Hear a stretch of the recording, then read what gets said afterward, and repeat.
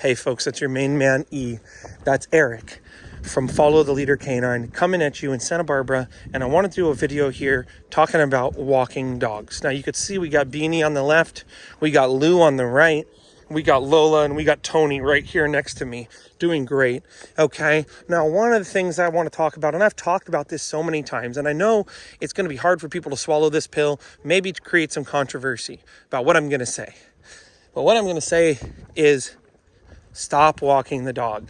If the walk is not going smoothly, if your dog is practicing things improperly, or you're practicing things improperly on the walk, just stop walking the dog. And I know people are going to go, stop walking the dog, but Eric, what am I going to do? Okay, well, I'm going to explain this to you in a different analogy.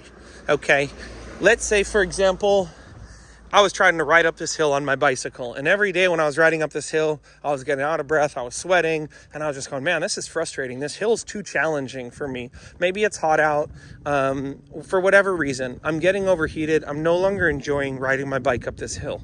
Okay, now I want to enjoy riding my bike. I want to enjoy pushing myself physically. I'd love to keep pushing myself physically and feel a good feeling, despite the fact that I'm pushing myself. Okay, so what I do is I practice maybe just going part of the way up the hill. Maybe I practice going up in the gym and doing stair climbing exercises or some sort of other exercise that will help create the conditioning so that I can do this hill better. Okay, if I have an injury or something like a sore knee, I might need to do some physical therapy exercises or massage. So it's the same thing. When you're going to walk your dog, realize they may not be ready for the entire walk, and trying to walk them up that whole hill. And you could see these two, just knowing that they're going back to the car, they started going ahead of us. Trying to walk that whole walk, it just may be too much. There's too many distractions. The challenge is too great. And what we need to do is break that up into little bits. So my suggestion would be, if you are going to walk the dog, do not walk them in the same direction, in the same route, and in the same way every single day. But rather mix it up and spend a little bit of time on your walk, either out of the road,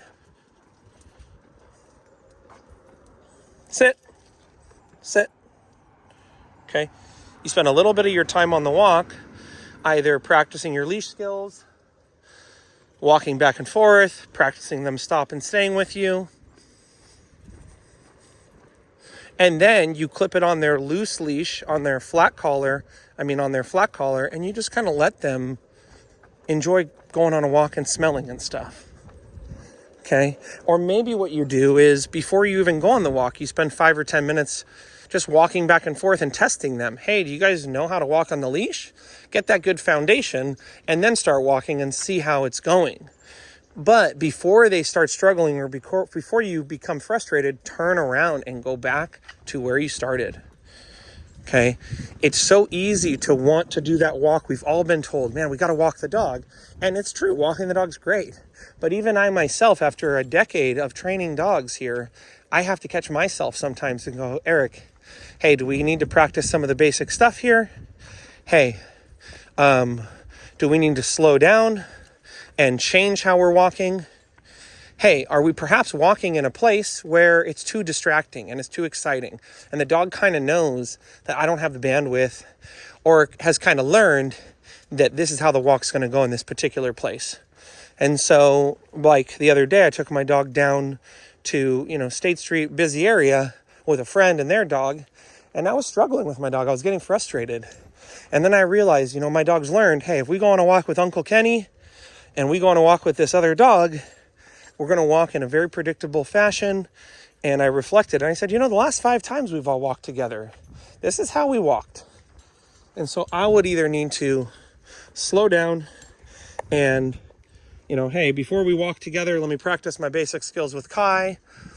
Or, hey, let me just walk Kai for part of the walk because she can't focus for this long. Or, hey, let me change what I'm doing, bring different training tools, try a different approach. But it's like they say, keep doing what you're doing, you're going to get what you've gotten. And so if we're not seeing our walks improving every time, and very clearly improving too, we want to slow down so we can be sure we're going to get a different result.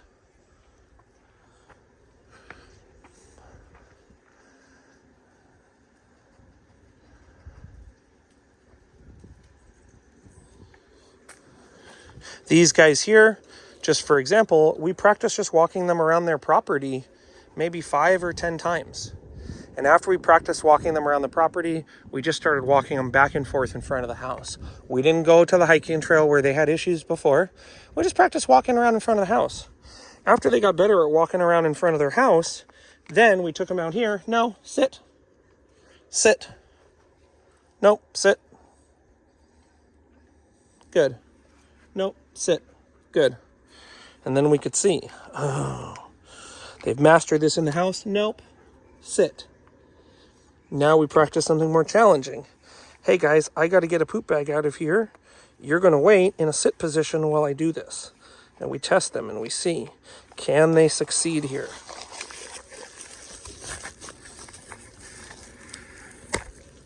Okay, we notice I'm not saying their name over and over again. No, no, sit. I'm not saying no, no, no, no, no a million times. I'm not having to give food over and over again. Okay, I'm not managing the behavior. What we're seeing is the behavior is going well. And if you look over there at these two gentlemen, you could see Katya stopped. They're just hanging out with her. There's no anticipation. There's no part of them that's going, hurry up, Katya, let's go. Nope.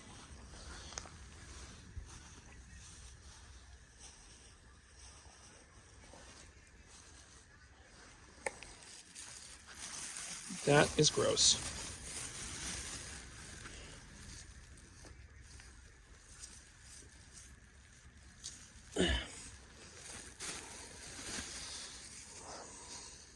Let's go. Nope. No. No. Hi there, how you doing? Good, how are you? Oh my God, is that a puppy? That is a little, she's small in general, but she's 3 months. Wow. Yeah. It's a micro doodle? It's a teacup poodle. Teacup poodle, oh nice. Oh, Tiny. lucky dog. That's her name. Lucky? Yeah. Nice. We'll see then. Hey, I didn't know if Lola had to poop or something there. She put the brakes on. Look at how calm they are, even when I walk up with these other two dogs on a leash. And look at how when she tugs on the leash, like just how quickly they get back into walking calmly next to her. The leashes are loose. Just to ramble on a little bit further, and I was coaching Katya on this or giving her feedback because she couldn't see it. If your leash is in a straight line the most of the walk, something's not right. You can see Lou's leash right here. It's moving into a pretty straight line. And that's where there becomes a problem, because then the dog is just walking next to you because the leash is tight. And you'll notice when that leash is tight, they're going to keep going to the end of the leash. And they're really only doing it because you got a leash on them.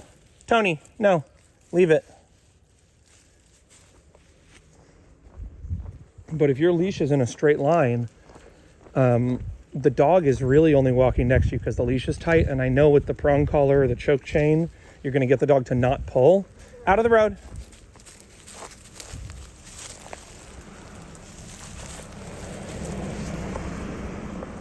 But we have to remember the prong collar, the leash is not the goal is not to have the dog not pull. The goal is to have the dog walk next to you even without the leash. So, hope you guys found this video helpful. Hey, I'm going to end it now so I can let this girl have a poop break and not risk getting poop on my hand like I did last time when I went to pick it up. So, we'll see you then, you folks. You have a great day. And remember, until next time, we don't blame them, we train them.